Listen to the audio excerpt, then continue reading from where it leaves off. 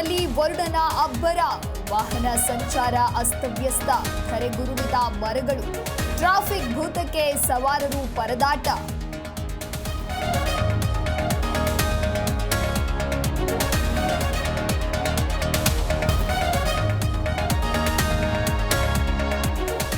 ಬೆಲೆ ಏರಿಕೆಯ ವಿರುದ್ಧ ಸಿಡಿದೆದ್ದ ಕೇಸರಿ ಪಡೆ, ಬಿಎಸ್ವೈ ನೇತೃತ್ವದಲ್ಲಿ ಸಿಎಂ ಮನೆಗೆ ಮುತ್ತಿಗೆ ಯತ್ನ, ಬಿಜೆಪಿ ಕಾರ್ಯಕರ್ತರನ್ನ ವಶಕ್ಕೆ ಪಡೆದ ಪೊಲೀಸರು.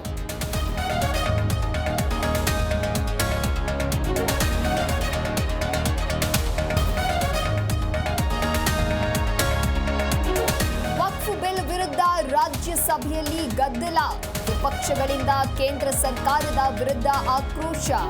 ಸಚಿವ ಕಿರಣ್ ರಿಜಿಜು ಭಾಷಣಕ್ಕೆ ದೇವೇಗೌಡರ ಮೆಚ್ಚುಗೆ.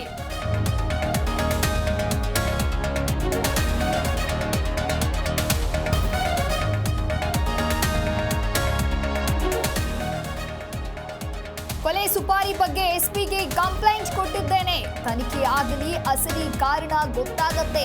ಮೈಸೂರಿನಲ್ಲಿ ಎಂಎಲ್ಸಿ ರಾಜೇಂದ್ರ ಹೇಳಿಕೆ.